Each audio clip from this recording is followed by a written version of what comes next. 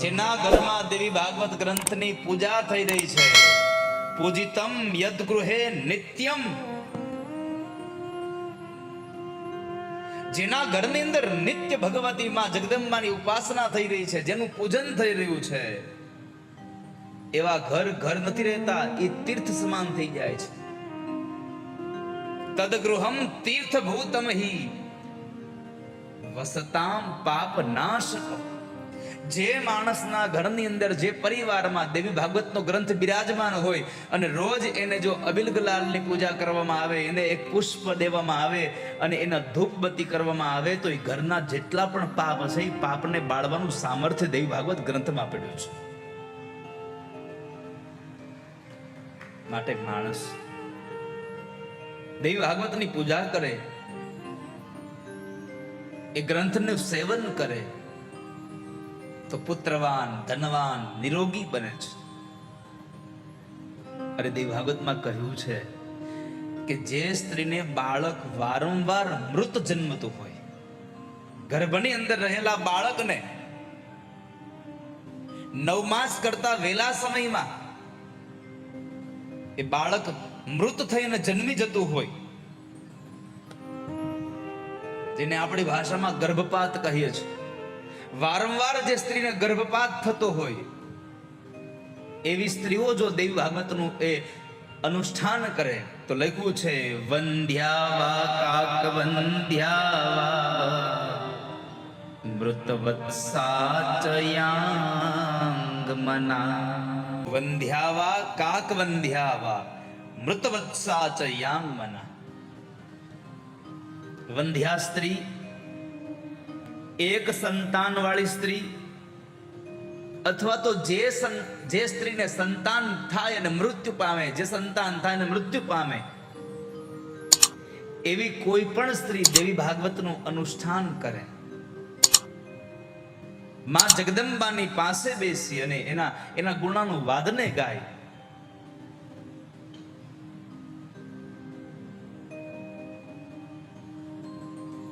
તો એને ત્યાં સંતાન જન્મે. કેવું? દીર્ઘાયુષ્ય. દેવી ભાગવતમ શ્રુત્વા લભેત પુત્રમ ચિરાયુષમ. દીર્ઘ આયુષ્ય વાળું સંતાન જન્મે છે, જેના ઘરે દેવી ભાગવતની ઉપાસના થાય છે. માટે આપણા ઘરની અંદર નિત્ય દેવી ભાગવતનો પાઠ થાય. અને આ દેવી ભાગવત ક્યારે સાંભળવી? તો ભગવાન વ્યાસે લખ્યું અષ્ટમ્યામ વા ચતુર્દશ્યામ નવમ્યામ ભક્તિ સંયુત. આ સંસારમાં અષ્ટમીના દિવસે, નવમીના દિવસે, ચતુર્દશી એટલે કે 14ના દિવસે, આ તિથિઓની અંદર જે શ્રદ્ધાપૂર્વક માં જગદંબાનું આ દેવી ભાગવત સાંભળે છે, એ પરમ સિદ્ધિને પ્રાપ્ત કરે છે. દેવી ભાગવતનું શ્રવણ પરમ સિદ્ધિ માટે જ, માની ઉપાસના સિદ્ધિ માટે છે. દુર્ગાની ઉપાસના પરમ સિદ્ધિને પ્રાપ્ત કરવા માટે છે.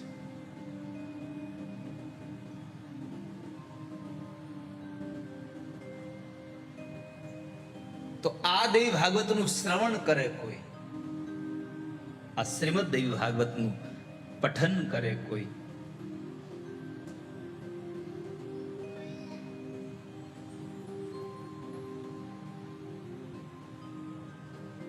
આ દેવી ભાગવતમાં જે શ્રી શબ્દ છે ને, એની વ્યુત્પત્તિ બતાવી.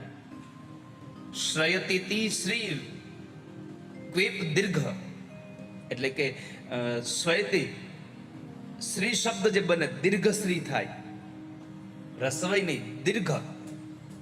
તો જે શ્રી છે એ લક્ષ્મી બની જાય.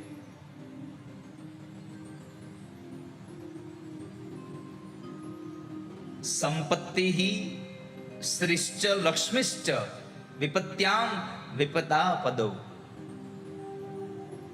અમરકોશમાં બહુ બધા અર્થો આપ્યા છે ને. એમાંનો એક સંપત્તિ શ્રીશ્ચ લક્ષ્મીશ્ચ વિપત્યામ વિપદા પદો. દેવી ભાગવતમાં જે શ્રીમદ આપણે શ્રીમદ દેવી ભાગવત લખીએ છીએ ને, હા જો આ રહ્યું અહીંયા શ્રીમદ દેવી ભાગવત લખ્યું છે, શ્રી છે ને એ શ્રી દેવી ભાગવતમાં જો વાપરવામાં આવે તો એ સાક્ષાત લક્ષ્મીનો શ્રી છે. શ્રી એટલે વિદ્યા સરસ્વતી, શ્રી એટલે વિપત્તિ હરનારી મહાકાલી. એટલે આમ જો તો શ્રીને ત્રણ અર્થમાં મહાકાલી, મહાલક્ષ્મી અને મહાસરસ્વતી, આ ત્રણેય રૂપની અંદર આ સ્ત્રીનો અહીંયા ભાવ વ્યક્ત કર્યો છે. પછી કહ્યું દેવયતિ પ્રવૃત્તિ નિવૃત્તિ ઉપદેશેન યથાધિકારમ. જેની અંદર પ્રવૃત્તિ પણ છે અને નિવૃત્તિ પણ છે એ શ્રી છે. જેમાં ત્રણેય લોકોને ઉત્પન્ન કરવાની શક્તિ છે એ શ્રી છે, એ દેવી છે. દેવસ્ય પત્ની, દેવી જે દેવતાઓની પત્ની છે એ દેવી છે. જે જગદંબા રૂપી આત્મશક્તિ છે એ દેવી છે. આ બ્રહ્માંડની અધિપતિ જે માં છે એ દેવી છે, અને જે સાક્ષાત દુર્ગા છે એ દેવી છે. એટલે શ્રીમદ દેવી ભાગવત ભગવતઃ ભગવત્યા વા ઇદમ ઇતિ ભાગવતમ.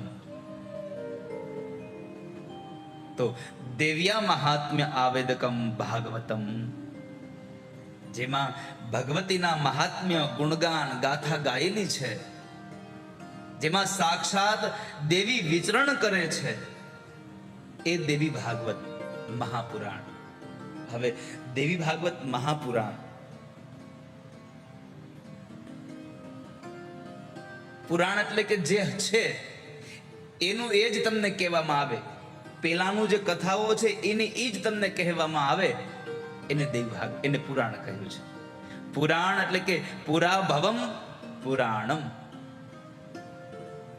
આપણી ભાષામાં, હિન્દી ભાષામાં જો પુરાના હૈ વો પુરાણ હૈ.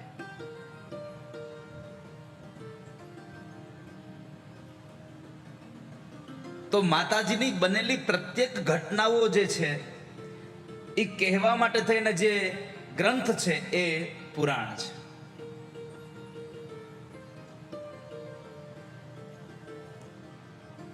તો એવા દેવી ભાગવતની કથા આજે આપણે અહીંયા સાંભળવા માટે બેઠા.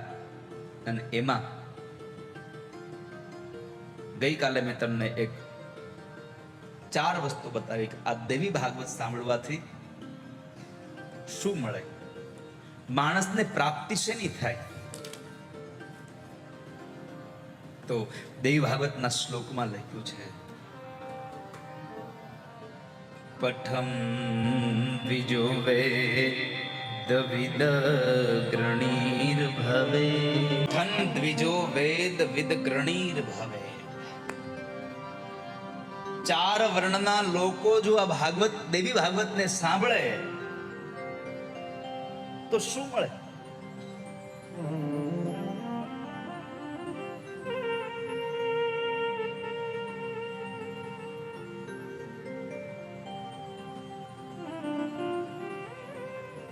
જે માણસ જ્ઞાનની પ્રાપ્તિ કરવા ઈચ્છતો હોય, જે માણસ વેદને ભણવા ચાહતો હોય, બ્રાહ્મણના સંતાનો માટે બહુ મોટી અહીંયા દિશા બતાવી દીધી કે જે પણ બાળક પોતે વેદનો અધ્યયન કરવા ઈચ્છે છે અને એ વેદના અધ્યયન કરનારો બાળક જો દેવી ભાગવતનું અનુષ્ઠાન કરે તો વેદ વેતાઓમાં અગ્રગણ્ય બને છે.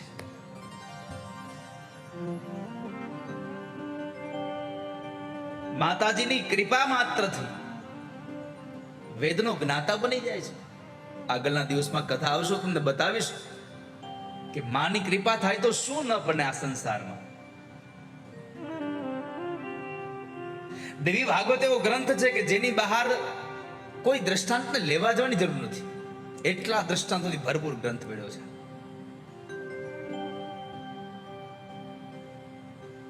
ભાગવતમાં તો હજી કે ક્યારેક બહાર જવું પડે ગમે છે. દેવી ભાગવત તો એક ગ્રંથ એવો છે કે બહારનું એક દ્રષ્ટાંત નાખો તો 9 દિવસ ઓછા પડે છે. અને તોય હું તમને 9 દિવસમાં ખાલી દેવી ભાગવતનો સારાંશ કહું છું. આખું દેવી ભાગવત તો કહેતો જ નથી તમને. આ સંસારમાં ભગવાનની કથા, માની કથા કરવા માટે 9 દિવસ તો શું 9 ભાવ ઓછા પડે. હરિ અનંત, હરિ કથા અનંત. આ સંસારમાં પ્રભુની કથા એટલી વ્યાપ્ત છે. દિશાઓના છેડાઓ આવી જાય, દરિયાનો કિનારો આવી જાય, પણ ભગવાનની કથાનો, ભગવતીની ચરિત્રની કથાનો ક્યાંય અંત ના આવે. નથી કહેતા દુનિયાના છેડે જવું છે, દુનિયાનો છેડો આવશે, પ્રભુની કથાનો છેડો નહીં આવે કોઈ દિવસ. એટલી અનંત કથાઓ છે.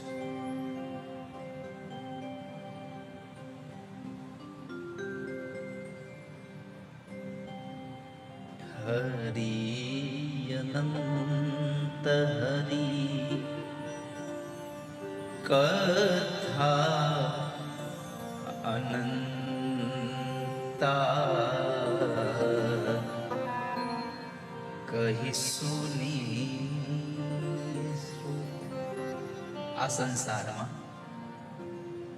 ભગવાનની જે કથા છે,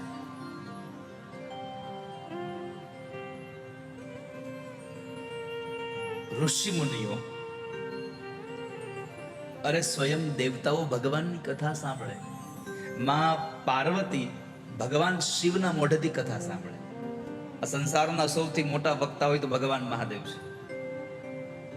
પ્રભુ શિવ મોટા વક્તા છે.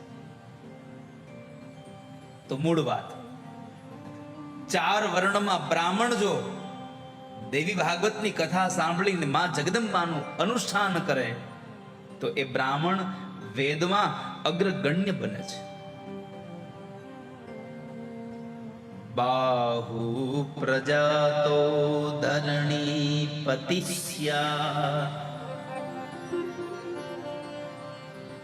બાહુ પ્રજાતો, જે ક્ષત્રિય છે, એ ક્ષત્રિય જો માની ઉપાસના કરે, શક્તિનું આરાધન કરે,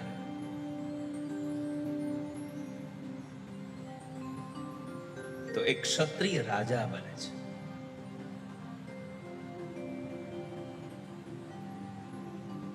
બીજું,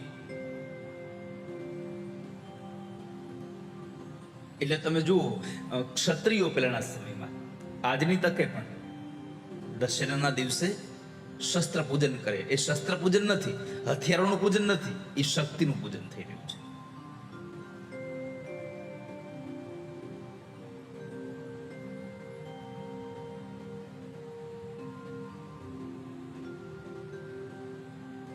વૈશ્ય જો માની ઉપાસના કરે ધનવાન બને છે. વૈશ્ય પઠન વિત્ત સમૃદ્ધિ મેતી. વૈશ્ય જો ઉપાસના કરે તો સમૃદ્ધિવાન બને, ધનવાન બને છે. અને શુદ્ર જો માની ઉપાસના કરે તો પોતાના કુળ કુટુંબની અંદર શ્રેષ્ઠતાને પ્રાપ્ત કરે છે. ક્યારેક ક્યારેક જુઓ તમે, આપણી નજરની અંદર જે જ્ઞાતિ, આપણે જે બધા વિભાગો કર્યા છે, અમુક જ્ઞાતિ એટલે એ નાના કહેવાય, આપણે એવું કહેતા હોઈએ, જેને આપણે એક અલગ નજરથી જોતા હોઈએ. ક્યારેક એ માણસ ઉપર પણ જ્યારે ભગવાનની કે ભગવતની કૃપા થઈ જાય તો ઉચ્ચ જ્ઞાતિના માણસ સામે પણ એ ઊંચો હોય છે. એના ઉપર કેવલ પ્રભુની કૃપા છે. અને આ સંસારમાં અનુગ્રહ વગર કશું પ્રાપ્ત નથી થવાનું. આ યાદ રાખજો. પરમાત્માનો અનુગ્રહ જ્યાં સુધી તમને નહીં મળે પરમાત્માની કૃપા દ્રષ્ટિ તમને નહીં મળે ત્યાં સુધી તમને ક્યારેય કશું પ્રાપ્ત નથી થવાના. તમે ગમે તેટલા સંકલ્પ કરો, ગમે તેટલા પુરુષાર્થ કરો, પણ જ્યાં સુધી પ્રભુની કૃપા નહીં પ્રાપ્ત થાય ત્યાં સુધી તમને કશું પ્રાપ્ત નહીં થાય.